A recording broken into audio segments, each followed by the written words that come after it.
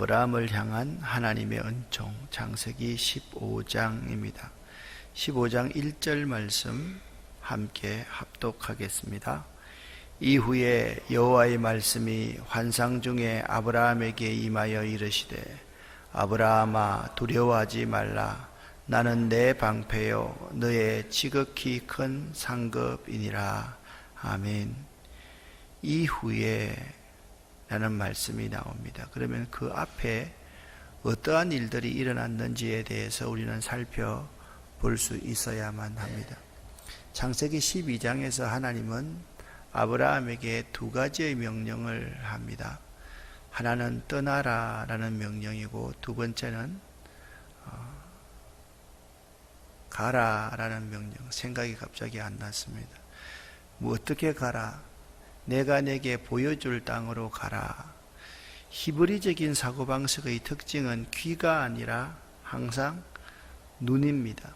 그들은 믿을 때 눈으로 보고서 머리에 그리면서 믿는 민족입니다. 오늘도 나오지만 아브라함에게 밖으로 아브라함을 데리고 나가서 하늘에 있는 모든 별들을 헤아릴 수 있느냐라고 묻습니다. 헤아릴 수가 없습니다. 이 별들처럼 내 자손이 번성하게 될 것이다. 또 눈이 중심입니다. 그래서 우리가 믿음을 가질 때 참 중요한 것은 눈으로 보고 머릿속에 그리면서 믿는 것이 중요하다. 찬송가 중에 이 눈에 아무 증거 아니 배워도 믿음만을 가지고서 늘 걸으며, 믿음 안에 거한다 라는 것은 주님 안에 거한다, 말씀 안에 거한다, 또한 성령 안에 거한다는 말과 똑같은 말입니다. 이전에 떠나라 그리고 가라고 명령하셨던 하나님 앞에 아브라함은 말씀을 따라 쭉 갔습니다. 그리고 점점 더 남방으로 내려가서 예루살렘 중심으로 가야만 하는데, 아브라함은 추월해서 애굽으로 기근이 심할 때 내려가서 엄청난 고통을 당했습니다. 그런데 애굽에서 고통은 당했지만 물질의 복을 받게 됩니다. 애굽의 바라오는 아브라함에게 물질을 주었습니다. 그 물질을 다시 빼앗을 수가 없지요. 그 물질을 가지고 다시 가나안으로 돌아옵니다. 아브라함과 조카 롯이 서로 나누어지게 됩니다. 서로 나누어지게 되었을 때 아브라함은 손해가는 쪽, 자신이 양보하는 쪽을 선택했습니다. 보이지 않는 쪽을 선택했습니다. 그리고 믿음으로 선택을 했습니다. 약속을 따라 선택한 것이죠. 그런데 롯이 소돔과 고모라 땅에 가서 엄청난 고난을 당합니다. 그돌라오멜을 비롯한 북부 연합군에게 이 지역이 침략을 당하고 롯과 그의 아내와 그의 식솔들과 모든 재산을 다 빼앗깁니다. 아브라함은 자기 집에서 기른 사병 318명을 데리고 북부 연합군을 쫓아가서 하나님의 지혜에 의해서 밤에 기습을 합니다. 두 부대로 나누어서 기습을 합니다. 엄청난 승리를 얻었습니다. 도망하는 세력들을 단까지 쫓아가서 격퇴했습니다. 그리고 아브라함이 돌아옵니다. 그 돌아오는 아브라함에게 살렘 왕 멜기세덱, 그때까지 없었던 살렘 왕 멜기세덱이 그에게 나옵니다. 떡과 포도주를 가지고 나옵니다. 그리고 아브라함을 축복합니다. 그는 지극히 높은 대제사장이었습니다.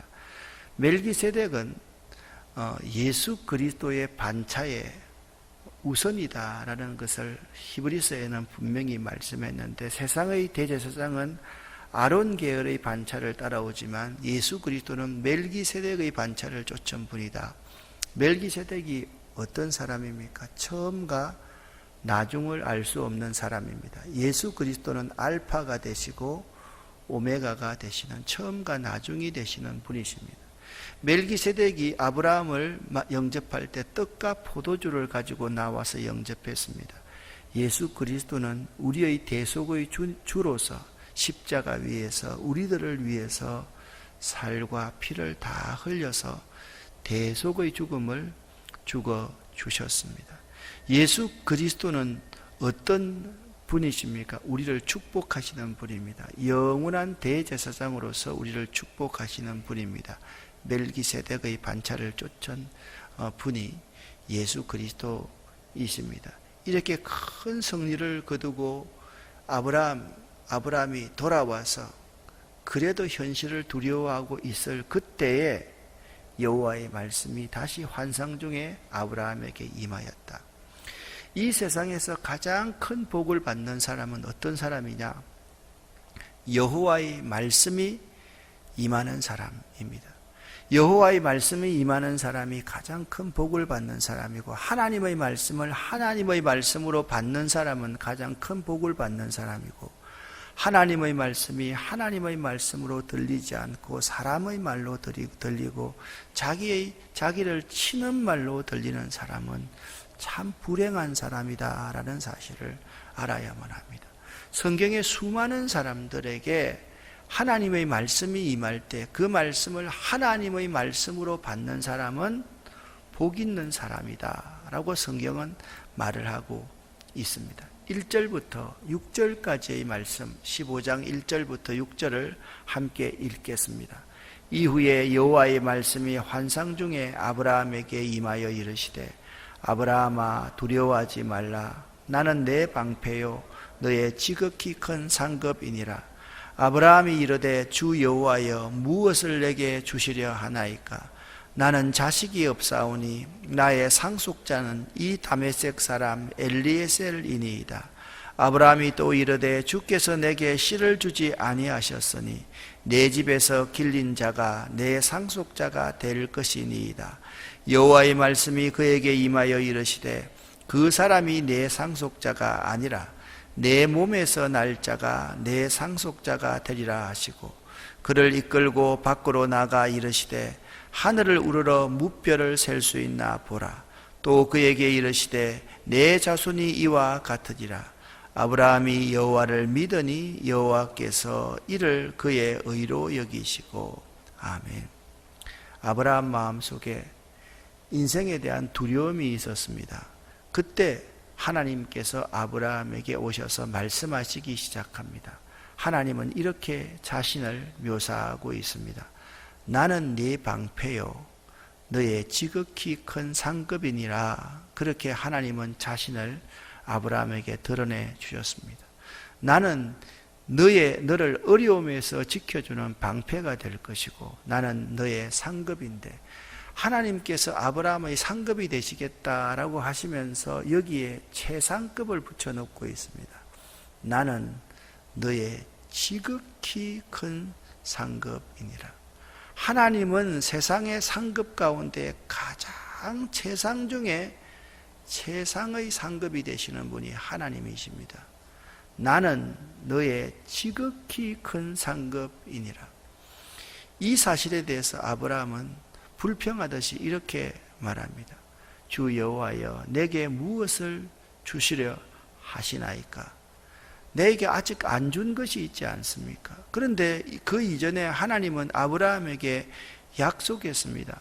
네 자손을 번성케 하리라는 약속을 했습니다. 그런데 창세기 12장 말씀을 보면 아브라함의 아내 사라가 생산치 못한다, 잉태치 못한다라는 말씀이 있습니다. 아브라함의 가문에 없었던 것이 하나 있었습니다. 자식이 없었습니다. 나는 자식이 없사오니 나의 상속자는 이 다메섹의 나의 종 엘리에셀입니다. 그때 하나님께서 말씀하십니다. 내 집에서 길린 자가 내 상속자가 아니라, 그 사람이 아니라 내 몸에서 날 자가 네 상속자가 되리라. 그렇게 말씀합니다. 그리고 아브라함의 손을 하나님이 이끌고 밖에 나가서 하늘의 무별들을 보여주시면서 셀 수 있나 한번 보라. 그에게 하나님이 말씀하십니다. 내 자손이 이와 같으니라. 이 사실을 아브라함이 믿었다. 그 믿음을 그의 의로 여기셨다. 여러분, 하나님이 우리를 기뻐하시는 것은 믿음입니다. 하나님이 가장 기뻐하는 사람이 어떤 사람이냐? 믿음으로 하나님께 나아가는 사람을 하나님이 가장 기뻐하신다. 아브라함이 여호와를 믿으니 이를 그의 의로 여기시고, 이 말씀을 생각할 수 있어야 됩니다. 자, 물질의 축복은요, 애굽에 내려가서 다 받았습니다. 애굽에 내려가서 가정이 얼마나 소중한지, 아내가 얼마나 소중한지를 아브라함은 깨닫게 되었습니다. 돌아와서 보니까 자신도 복을 받았을 뿐만 아니라 자기의 식솔 중에 하나인 조카 롯도 복을 받았습니다. 그리고 자신은 모든 것을 다 양보합니다. 그리고 조카 롯이 위기에 처했을 때 자기의 사병으로 그 위기에 처한 조카 롯과 그 지역을 다 살리는 사람이 아브라함이었습니다.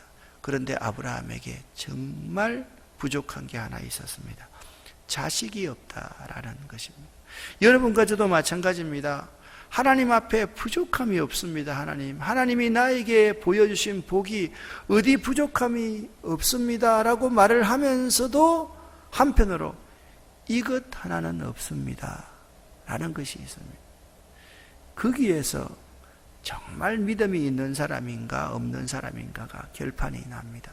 그것조차도 받아들이는 것, 나에게 없는 것, 나에게 부족한 것, 내 스스로가 가질 수 없는 것, 그것조차도 하나님이 주실 수 있다라는 사실을 믿는 것, 그것이 믿음임을 알아야만 하는 것입니다.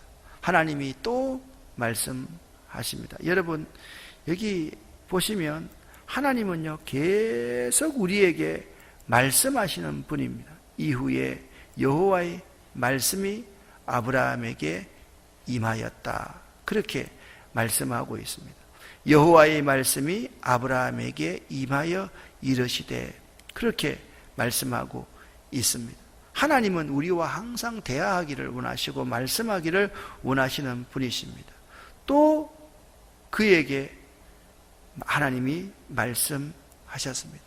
하나님은 내가 이 땅을 내게 주어서 소유를 삼게 하려고 너를 갈대아의 우르에서 이끌어낸 여호와라 자신을 말씀하고 있습니다. 자, 아브라함은 또 질문합니다. 두 번째 불평을 합니다. 나는 자식이 없습니다. 아니라 네 씨가 하늘의 무별과 같으리라. 내가 너를 이 땅을 소유케 하려고 그 갈대아 우르에서 이끌어낸 여호와다. 여호와라는 말은 스스로 존재한다, 자존자이다 라는 뜻 아닙니까? 그 여호와라 그렇게 말을 하니까 아브라함이 말합니다.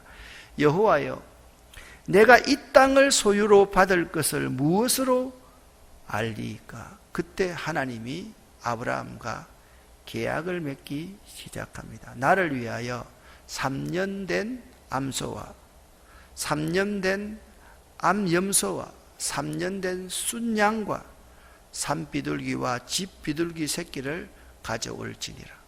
나를 위하여 가져오라 그렇게 말합니다. 아브라함이 그 모든 것을 다 가져다가 그 중간을 쪼갭니다. 자, 구약 성경에 A와 B 두 사람이 계약을 맺을 때 꼭 하는 일이 있습니다. 두 사람이 증인을 데리고 재물을 어깨에 메고 어디로 나갑니까? 들로 나갑니다. 거기다 제단을 쌓아놓고 제일 먼저 하는 일이 서로 간의 이름을 바꿉니다. 서로 간의 겉옷을 갈아 바꾸어 입습니다. 서로 간의 허리띠를 바꾸어 찹니다. 그리고 서로의 무기를 나눕니다. 지금부터 이 사람의 적은 나의 적이 되고 나의 적은 이 사람의 적입니다. 이 사람은 나의 몸의 일부분, 나와 한 몸입니다 라는 의식을 거행합니다. 그리고 그 앞에서 재물을 잡습니다. 재물을 정수리에서 발끝까지 딱 쪼갭니다. 그리고 재물을 하나님 앞에 불태웁니다. 그 재물을 먹으면서 서로 그 앞에서 춤을 춥니다. 그리고 날카로운 칼을 가지고 자기의 손목을 긋습니다. 그리고 소금으로서 이것을 비빕니다. 항상 밥 먹을 때, 생활할 때, 씻을 때마다 이 흉터, 이 스티그마, 이 흔적이 보여질 수 있도록 그들은 만듭니다. 그리고 그 사이에 하나님의 횃불이 싹 지나갈 때 그때를 브리트, 계약이다, 약속이다 라는 겁니다. 그러니까 계약이라는 뜻은 쪼갠다, 쪼갠 사이로 하나님께서 지나가신다라는 의미입니다. 이 계약을 깨뜨릴 때 당신은 이 쪼갠 바가 될 것입니다 라는 의미인 것입니다. 무서운 것입니다. 상대와 내가 서로 전적인 신뢰, 한 무기, 한 대적을 가지고 있는 사람이기에 배신하면 결코 안 된다라는 의미를 이 쪼갠다라는 언약의 의미라는 사실을 알아야만 합니다. 오늘 10절과 11절 말씀을 다시 한번 살펴보십시오. 그 모든 것을 가져다가 그 중간을 쪼갤 때 하나님과 아브라함 사이에 언약이 시작되었다라는 것을 알 수가 있습니다. 그 쪼갠 것은 서로 마주대하여 있어야 됩니다. 이쪽은 이쪽을 전부라고 생각하고 이쪽은 이쪽을 전부라고 생각하고 살아야 됩니다. 하나님과 아브라함입니다. 하나님의 전부가 아브라함이고 아브라함은 하나님의 전부가 되어야 될 사람임을 말씀하고 있는 것입니다. 아브라함과 하나님은 계약을 시작했습니다. 그리고서 놀라운 예언이 그들 앞에서 펼쳐집니다. 해가 질 때에 아브라함에게 깊은 잠이 임하였습니다. 곧 큰 흑암과 두려움이 아브라함에게 임하였습니다. 여러분, 흑암과 두려움이 있으면 그 위에 항상 뭐가 있어요? 하나님의 신은 수면 위에 운행하셔. 여러분 사이에 흑암과 두려움이 있을 그때에 하나님의 영이 임할 시기다라는 점을 알아야만 합니다. 여호와께서 아브라함에게 말씀합니다. 너는 알아라. 이 정도를 말하는 것이 아니라 너는 반드시 알아라. 자, 하나님께서 아브라함에게 상급이 된다고 했을 때 자신에게 어떻게 말씀해요? 나는 너의 지극히 큰 상급이니라. 그렇게 말씀했다. 너는 반드시 알아야 될 것이 있다. 네 자손이 이방에서 객이 되고 그들을 섬기겠고 그들은 400년 동안 내 자손을 괴롭히더니 그들이 섬기는 나라를 내가 징벌할지며 그 후에 내 자손이 큰 재물을 이끌고 출애굽할 것이다. 너는 장수하다가 평안히 돌아가 조상의 묘지에 장사될 것이요 네 자손은 4대 만에 이 땅으로 돌아오리니 이는 아모리 족속의 제약이 아직 차지 아니함이니라 하시더라. 그들 스스로를 주관하는 세상의 흑암이 다 찰 때까지 그들은 애굽인에게 고난을 당해야 될 것을, 바벨론에 고난을 당해야 될 것을 예언하고 있는 말씀입니다. 여러분, 신기하지 않나요? 아니, 구약의 창세기에서 아브라함의 이야기를 하면서 아브라함의 인생을 예언하고 있고 그 민족의 미래 몇 제너레이션을 지금 예언하고 있는데 그 예언이 하나도 땅에 떨어지지 않았습니다.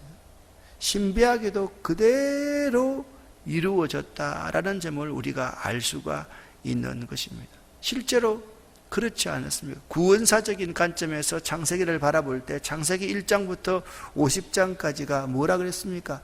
애굽으로 내려간 이스라엘이라 그렇게 말씀했습니다.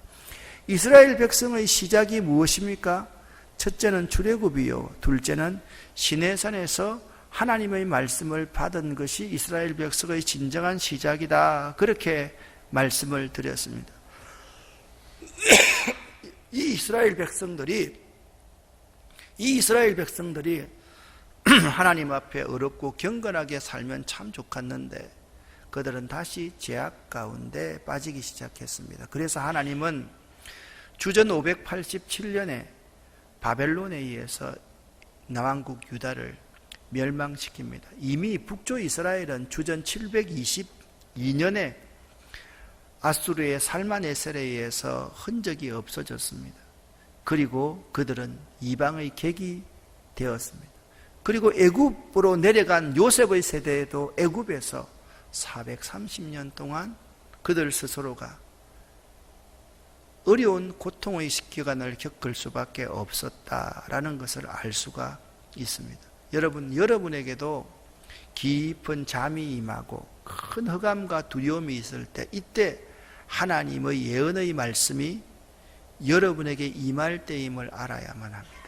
인생을 살다가 사업하다가 또 인생을 살다가 내가 원치 않는 질병에 또한 걸려서 참 어려움을 당할 때가 있습니다.